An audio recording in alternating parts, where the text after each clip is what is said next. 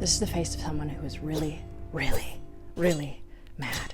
I just filmed a whole portion of this video unboxing our newest edition. We're on the deluxe edition 7. You know that's part of the routine here. I unbox it. We go through the first couple of pages together. Baby, this wasn't recording, okay? This wasn't recording. So, recording? I can't even talk. I'm so flustered and angry. Pretend that the unboxing has already happened and we are enjoying this all together. Please do that for me. Guys, we are on deluxe edition number 7 in Berserk. This is it in its totally unmasked glory. Look at how beautiful it is. It never gets old for me to unbox these and to just look at the craftsmanship behind these deluxe editions. I'm very spoiled. I understand that. In the last video that I made, we were in the conviction arc. We ended the Lost Children arc. Those were some of my favorite pieces of writing. I feel like I'm really diving into Miura as a storyteller as opposed to just being somebody who's able to create this really chilling and mysterious character of Guts. Right now, I feel like I'm fully immersed in these worlds and these parallel stories that he's created and these characters that he has furthermore introduced. I think it's just made for such a wonderful reading experience, and it's so fun to kind of take my time and to see how it has transformed over the years. I know, it's about a once-a-month upload, and I promise maybe I'll get better with it, maybe, but I'm committed to reading it, and I do also feel like maybe I'm taking my time like the actual original volumes were released, right? I'm not waiting years, months, but it still feels like it's a proper reward when I get it. So I have already looked at the first picture. It's my girl Casca.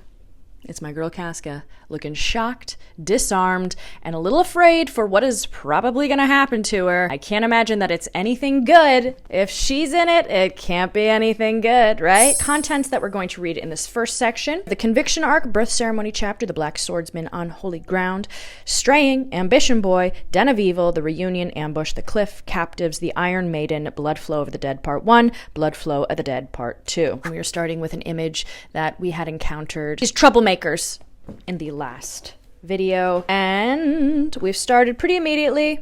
A great, amazing character. Luca is on the page, so you know it's going to be Casca's storyline that we're first introduced to, and you do also see Casca in this full kind of covered outfit, so I imagine maybe that's a form of protecting her. Maybe Sure. What are my predictions for this? I don't know. I do imagine that Casca is going to be saved by Guts in some capacity, because I did make a reference in last video about this kind of feeling like a romance to me. And so many people, I thought I was making kind of a flippant and unserious remark, but so many people came to my defense and said, don't feel bad about calling this a romance, because this is very much ingrained in romance territory. It's the pull of the love that makes these characters so real. So thank you so much for defending my romance, my little romance quip. I really appreciate it, and I do feel that way.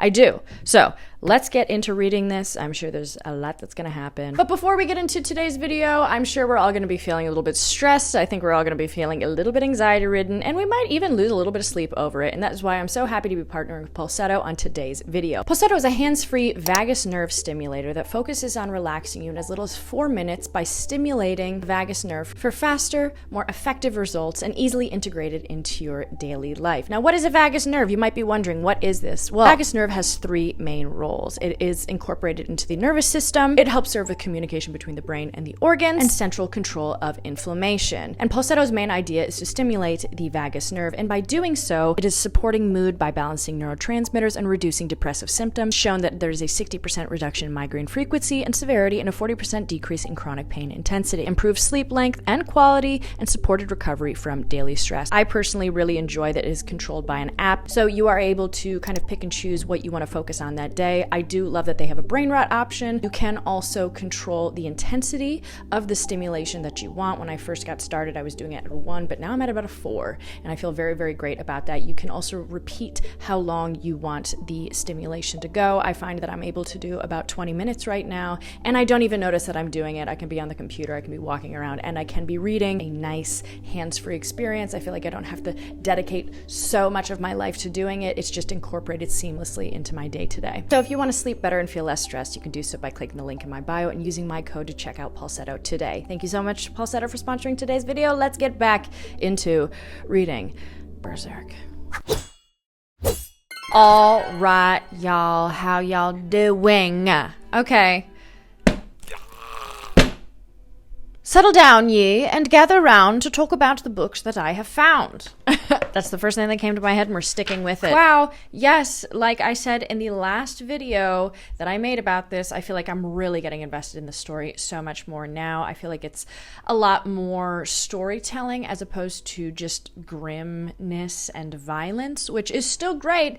Miura does such a wonderful job of depicting that and making it feel like it's necessary to the story, but this really feels like now we are following a full-bodied cast of characters that are contributing to the story at hand. So as I talked about earlier, we start with Luca, who is, of course, one of the absolute greats so far. What a pillar of knowledge, what a pillar of acceptance, and what a pillar of positivity for these women roles in the book, which I think are, I personally don't read them as underwritten or underdeveloped characters. I do see them as quite strong people throughout, but I think that Luca in general is a great guiding force for these women. And I think the most important part of Luca is really the dynamic between her and Nina. Now, just last video I said I started reading this on the train and I saw a girl that literally resembled me. I saw her and I said, that looks just like me. I've found my character. I literally wrote down in my notes, I found myself, and that is the character of Nina. Fast forward a little bit into Nina's story. That's not me.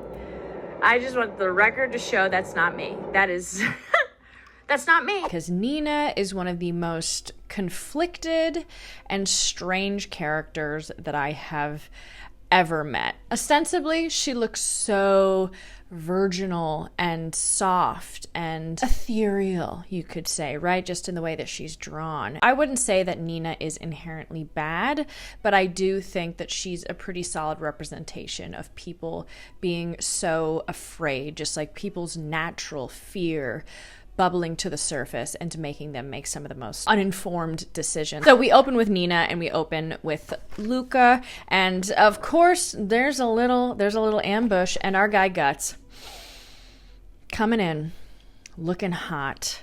Sorry, I'm gonna say it. Looking very attractive, looking very good, okay? And coming in to find Casca Elaine. I also want to know, why did he choose the name Elaine? Elaine is such a far cry from Casca. What? Elaine? Was he watching Seinfeld? I also get called Elaine all the time in real life, and I understand it. It's not necessarily flattering to me, but I do understand the comparison. So he's coming, and all of these people are saying, oh my god, the black swordsman here. Who's the black swordsman? He's coming, and he is coming to find Casca. But of course, my girl Nina, just one of the most frustrating characters that we have encountered so far. I don't think I'm alone in sharing that sentiment. She convinces her to leave. Casca is also still in a very catatonic state right now. She's not necessarily talking. She's not really able to move through life. And so Nina guides her and says, like, we need to get away. We need to go. And she brings her down to that horrible, musty hole. Oh. Also, Isidro is following Guts as well. So you do have that companionship. You have Puck and you have Isidro following Guts. So there is kind of like a trio of people looking for Casca. Now, Nina, feeling sorry for herself, she feels compelled to kind of break Casca out of this safety tent. If Elaine used some witchcraft like before, there'd be no way out. I'd be killed. Forget burning at the stake. They just chop off my head right here. I have to run. And I kept on thinking, why does she keep going back to this den? So I had to look it up. I'll be honest, I had to look it up. It was something that I really couldn't wrap my head around, though I was able to lean in a direction. And it was basically like she feels bad. She feels like her cowardice and like her way of having a little bit of control. She's so fearful that she thinks that this might be something that would drive her in a direction of safety. So I understand. And I think what Nina really represents is just the humanness of everything. I think,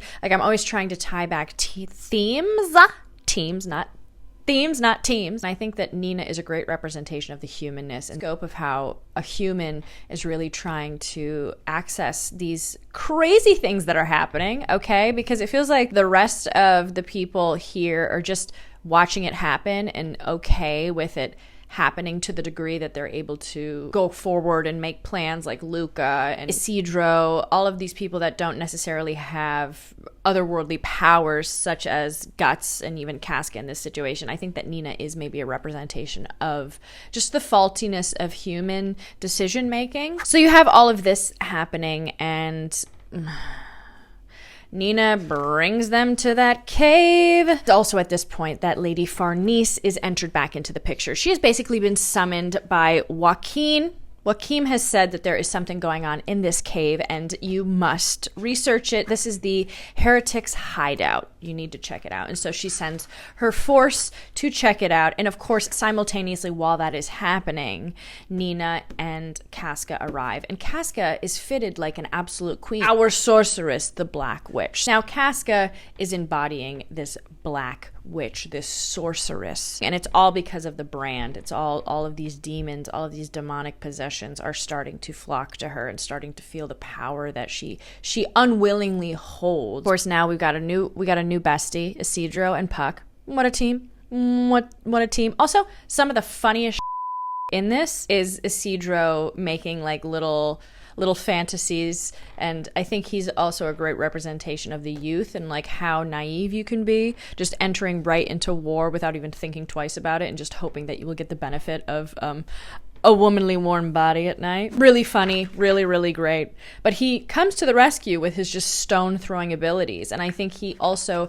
is a great way of showing that Guts has somebody whose desire is to help but also to become a strong fighter and just really be resilient in any sort of circumstance, even when he just has stones to throw and combat these horrible creatures and people and possessed figures. He really is so strong and willing in who he is. And this is also when Lady Farnese starts to see just really, you want to talk about heretics, okay? You want to talk about craziness. Girl, open those eyes. They're here. Her whole team is really starting to see just the volume and the destruction that is at hand. Insane imagery. I also wanted to see like what was the time frame between some of these chapters. There was one in particular, and I'll put it up here. Those two chapters seemed so different in the way that they were drawn that I just assumed that it was maybe like a year of time between the two of them, but it wasn't. It was about 4 weeks, which is crazy, and I think that is the median time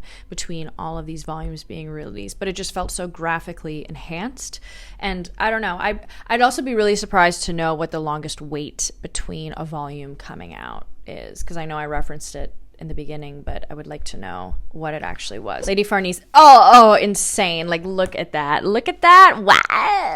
Wow. Insane imagery. Love to see it. Her whole team is starting to really just see how wild this fight is. Isidro, why am I calling him Isidore? He comes and saves the girls. He's like, girl, put a piece of clothing on. You're too damn hot. Okay.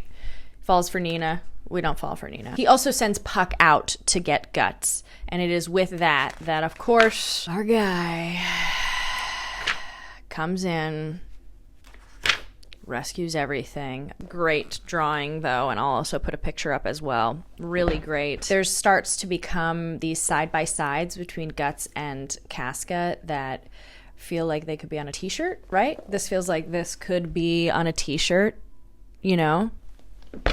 Come on now. So he comes in, and also Lady Farnese is like, what are you doing here? Stop it. But also in my mind, I do feel like there is a little bit of a switch happening in her. And maybe it's because of the comments. Everybody's like, what a great character arc she has. One of the favorites in the whole thing. But I do also sense, even just in the drawing, you can see a little bit of apprehension in her eyes and the way that she's kind of addressing her soldiers. I think that she does feel like she still has to take control, but I do see a little bit of doubt. This is great. That, my friend, me and who? There's just this simultaneous fight going on between Lady Farnese and Guts. And then Guts also, fast forward quite a bit, they're on the side of this cliff. Serpico is coming in. I'm going to say something crazy. I like Serpico. Well, this is how I feel. And it's just so unsuspecting that he's such a great and thoughtful fighter. And he's really one of the only human fighters that gives Guts a run for his money all around, just because he's so well equipped and adaptable. And you see that on the cliff. And Serpico's just, damn, man, just throwing out these awesome, awesome things. Once you cut down 10 men with that sword, the tide of the battle turns. Allies infected with fear are worse than enemies.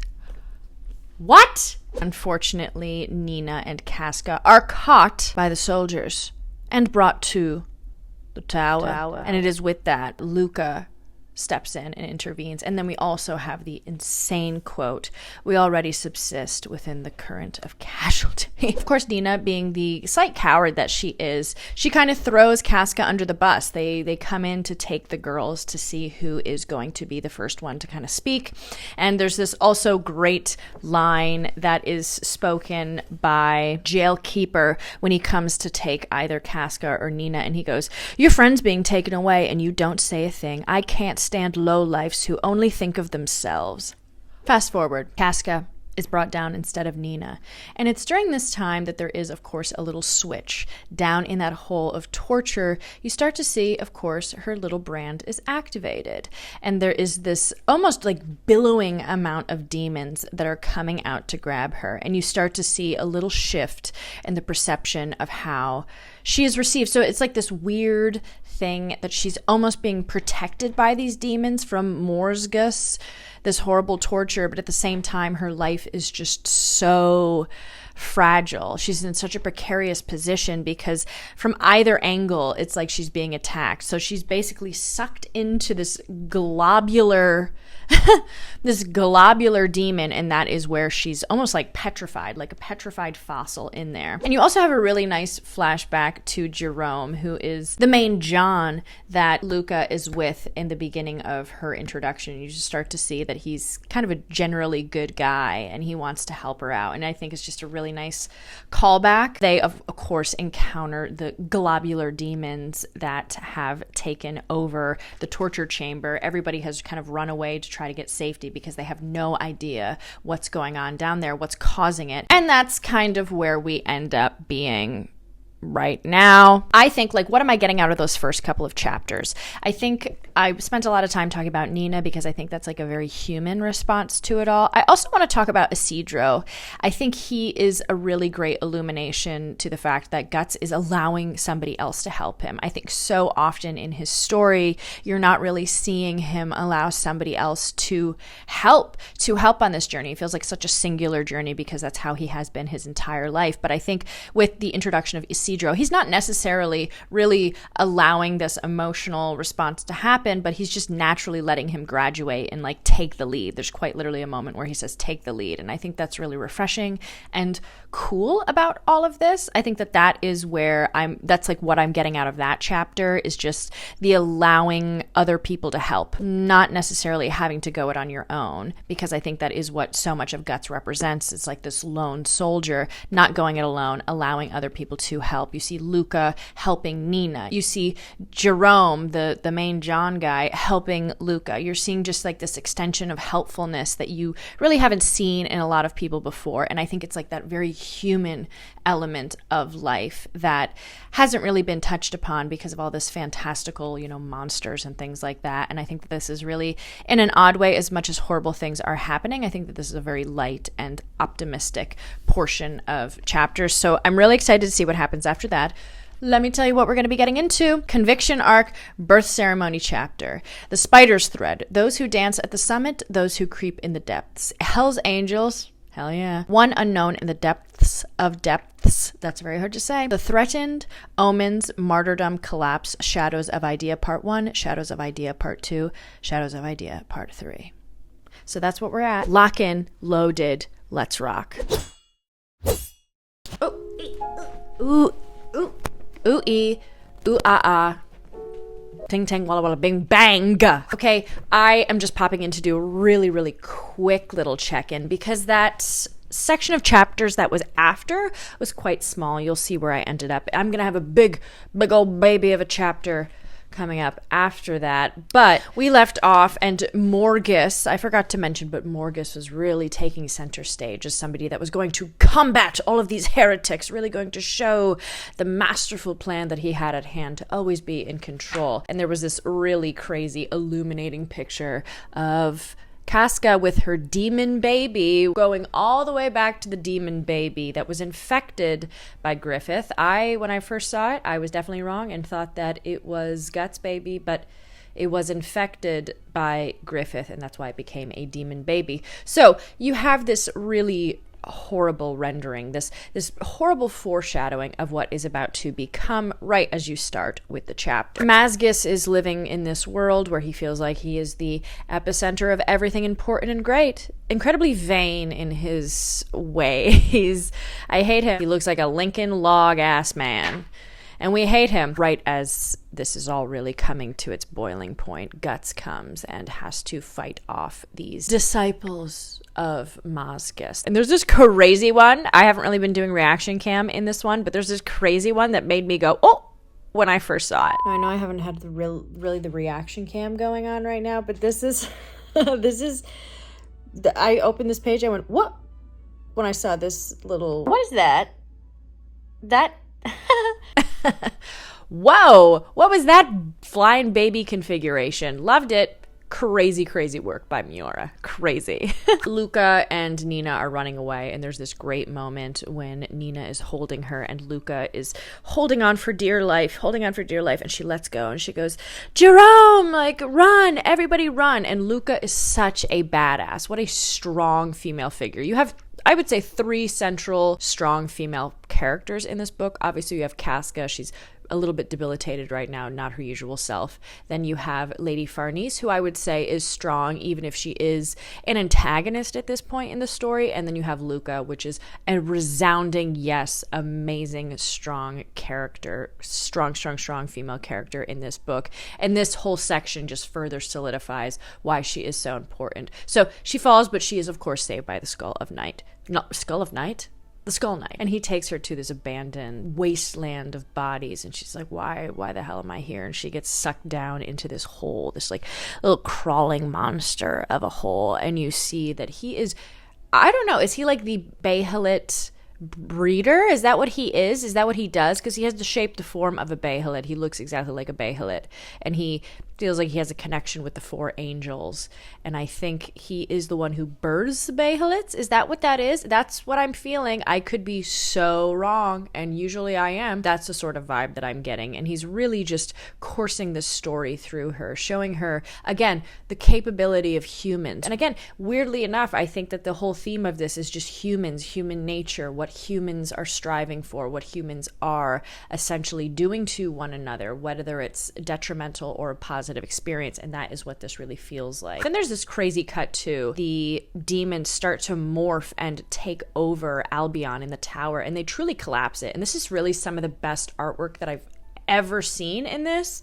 I truly think just the symbolism of the hand coming through, the imprint of the collapse of this place is so great. So great. And it just really shows how freaky things are, I imagine, are about to get. Again, I've talked about it in the first one. There's these beautiful split screens of Guts and Casca. The juxtaposition between Guts's anger and fury and Casca's kind of like just dependence on him, not in like a bad way, but that's really what those highlight to me. We already subsist with the current of casualty. This is something that keeps on being brought up. And then, of course, we end with Bahamut Daddy. Let's call him Bahamut Daddy finds demon baby, swallows demon baby. That's where we are at right now. And now we have a huge chunk to finish. So this is what we're going to end up with. We're going to have Conviction Arc, Birth Ceremony Chapter, that's where we're at. Leaping Fish, Bestial Priest Part 1, Bestial Priest Part 2, Those Who Cling, Those Who Struggle, Tidal Wave of Darkness Part 1,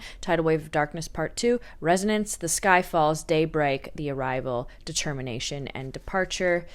And the first page, we got some Isidro, which, you know, I love. So, let's get reading, partner. Unfortunately, I'm wearing the same exact outfit as I was wearing in the beginning of this video, and that is because I just happen to like it. We are finished. We are completed. Also, this is halfway through the entire deluxe volume series.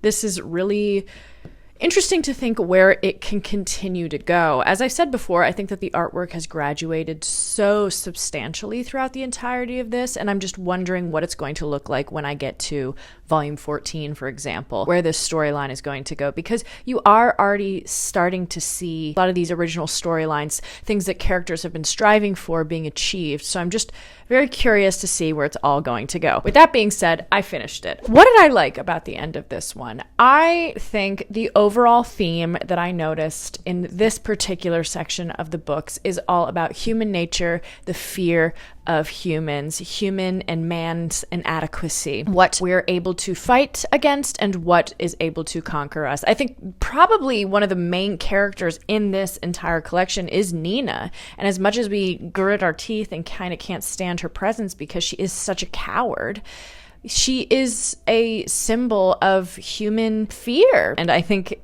Luca, she has such great standout moments, and there's so many different phrases that she runs through in the entirety of this thing. There's so many common sense moments, but she quite literally says, like, that girl really is troublesome. And it's so funny. But I think that even with Luca and Jerome and all of these really human characters, you're starting to see how much humans might be bad at just making decisions. Lady Farnese, for example, I think was also a huge part of this book, and really just showing the conflict that she feels over being a part of something that she finds that she truly doesn't believe in. She's stripped of this pious ambition after she sees that Mazgus is really not a great guy, and he tries to kill the black swordsman, as she knows gets to be. So let's just really kind of briefly go through this. We started with all this conflict happening, and like I just said before, you start to see that Lady Farnese is really lacking motivation to continue in this path she has basically had predestined for her since the moment she was born. Mazgus